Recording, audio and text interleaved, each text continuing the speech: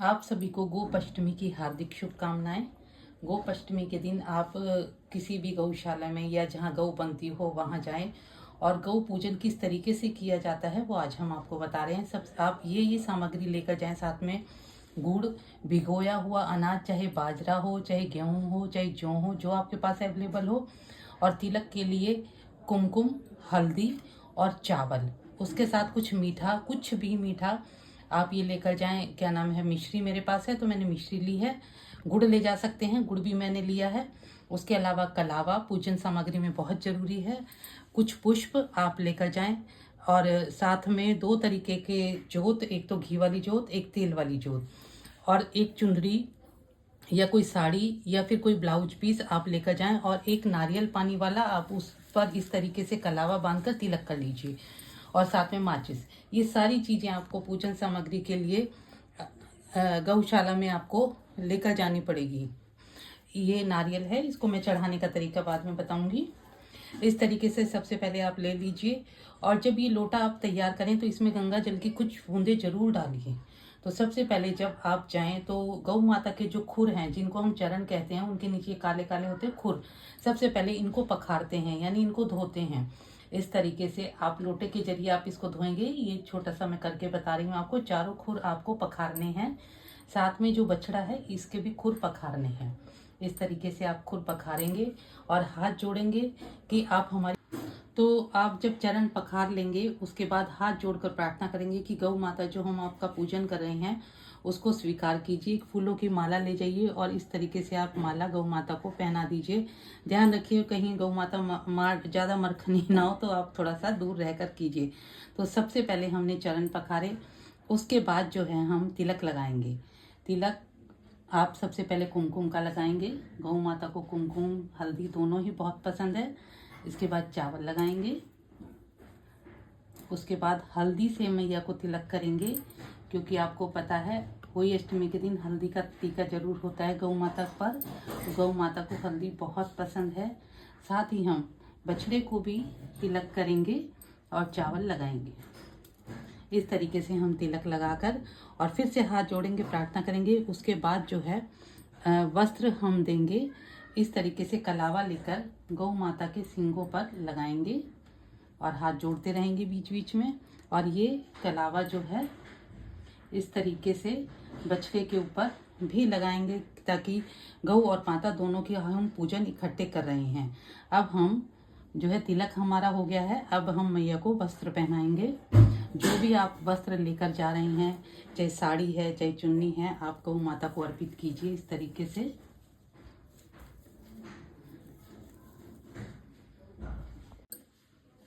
आप सभी को गोपाष्टमी की हार्दिक शुभकामनाएं।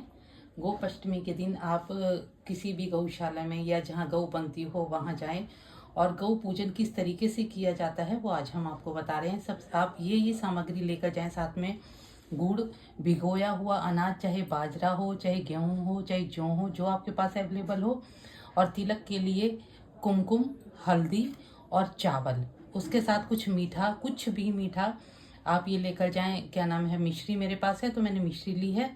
गुड़ ले जा सकते हैं, गुड़ भी मैंने लिया है। उसके अलावा कलावा पूजन सामग्री में बहुत ज़रूरी है। कुछ पुष्प आप लेकर जाएं, और साथ में दो तरीके के जोत, एक तो घी वाली जोत, एक तेल वाली जोत, और एक चुंदरी या कोई साड़ी या फिर कोई ब्लाउज पीस आप लेकर जाएं, और एक नारियल पानी वाला आप उस पर इस तरीके से कलावा बांधकर तिलक कर लीजिए, और साथ में माचिस। ये सारी चीज़ें आपको पूजन सामग्री के लिए गौशाला में आपको लेकर जानी पड़ेगी। ये नारियल है, इसको मैं चढ़ाने का तरीका बाद में बताऊंगी। इस तरीके से सबसे पहले आप ले लीजिए, और जब ये लोटा आप तैयार करें तो इसमें गंगा जल की कुछ बूंदे जरूर डालिए। तो सबसे पहले जब आप जाएं तो गौ माता के जो खुर हैं, जिनको हम चरण कहते हैं, उनके नीचे काले काले होते हैं खुर, सबसे पहले इनको पखारते हैं, यानी इनको धोते हैं। इस तरीके से आप लोटे के जरिए आप इसको धोएंगे। ये छोटा सा मैं करके बता रही हूँ आपको। चारों खुर आपको पखारने हैं, साथ में जो बछड़ा है इसके भी खुर पखारने हैं। इस तरीके से आप खुर पखारेंगे और हाथ जोड़ेंगे कि आप हमारी। तो आप जब चरण पखार लेंगे उसके बाद हाथ जोड़कर प्रार्थना करेंगे कि गौ माता जो हम आपका पूजन कर रहे हैं उसको स्वीकार कीजिए। फूलों की माला ले जाइए और इस तरीके से आप माला गौ माता को पहना दीजिए। ध्यान रखिए कहीं गौ माता ज़्यादा मरखनी ना हो, तो आप थोड़ा सा दूर रहकर कीजिए। तो सबसे पहले हमने चरण पखारे, उसके बाद जो है हम तिलक लगाएंगे। तिलक आप सबसे पहले कुमकुम का लगाएंगे। गौ माता को कुमकुम हल्दी दोनों ही बहुत पसंद है। इसके बाद चावल लगाएंगे।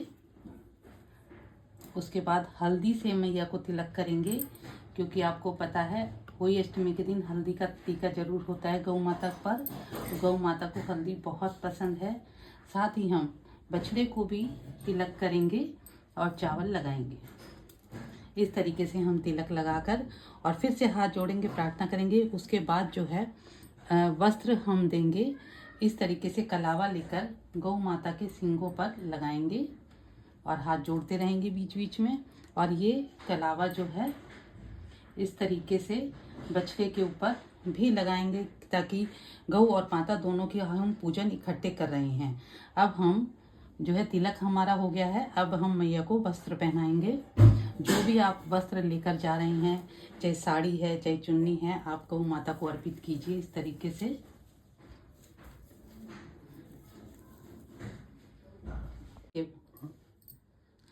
वस्त्र पहना दिया हमने। वस्त्र पहनाने के बाद कुछ भी मीठा आप गौ माता को भोग लगाएं।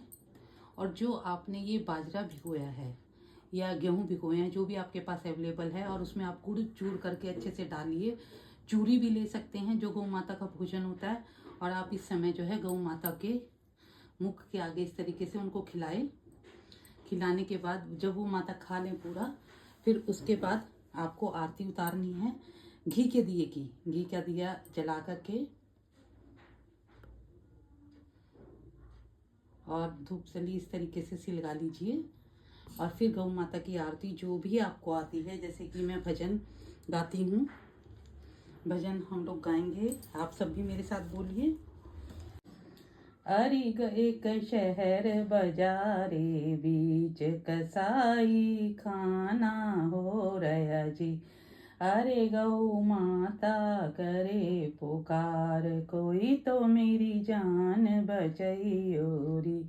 अरे मैंने भजनों रथ रुकवायो, गऊ को मोल चुकाया जी। अरे माने सोना मांगे 60 गले का हरवा मांगा जी। अरे मैंने टका सा दिया उतार, गऊ का मोल चुकाया रे। अरे मैं उतरी महला बीच, सास ने पीढ़ा डाला रे। अरे मैं मुड़ तुड़ दाबूं पैर, नजर हर वे पे डाली। एरी भऊ भले घरा की धीर, हार तू किस घर भूली री। अरे गौ माता करे पुकार, कोई रो मेरी जान बचाइयो जी।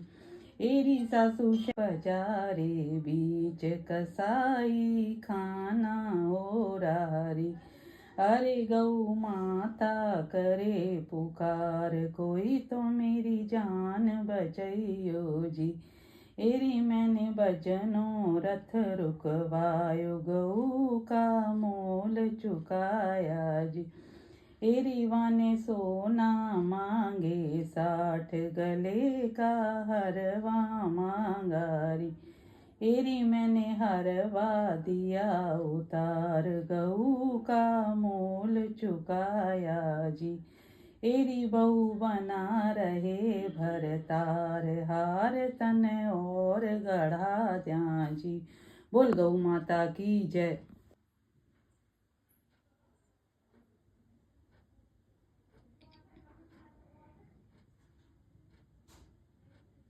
गौ माता की बहुत अच्छे से आरती उतारेंगे।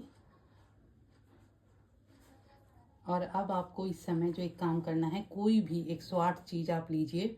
अगर गौ माता परिक्रमा करने दें तो गौ माता की 108 पूरी परिक्रमा कीजिए, एक एक चीज़ को छोड़ते जाइए। अगर नहीं आपके पास वो करने को जगह है, तो आप सिर्फ 8 ही परिक्रमा कीजिए और बाकी जो 100 चीज़ें हैं 108 में मिक्स करके वहाँ गौ माता के थान के पास रख दीजिए। तो ये तो हो गई अपनी सुबह की पूजा। अब शाम की पूजा के समय भी आप 1 लोटा जल लेकर जाएंगे, साथ में 1 दिया जो है सरसों के तेल का आप लेकर जाएंगे। शाम के समय गौ माता के चरण उसी तरह खुर जो हैं उनको पखारेंगे और उनका धन्यवाद करेंगे। साथ में जो उनका ठान होता है, जहाँ गौ माता बंधती हैं, उनको ठान कहते हैं। और इस तरीके से जो है 1 दिया जलाकर आएंगे और साथ में जो है गौ माता को पुष्प जो है, आप कोई भी एक पुष्प ले जाएं, उसको गौ माता के अर्पित करके आएंगे, ताकि आप हमारे घर में जिस तरीके से ये पुष्प खिले हुए हैं, हमारी बगिया के पुष्प भी उसी तरीके से खिले रहें और आप हमारा ऊपर अपना आशीर्वाद हमेशा बनाए रखें। बोल गौ माता की जय, बोल गोपाष्टमी मैया की जय। आप सभी को गोपाष्टमी की हार्दिक शुभकामनाएं।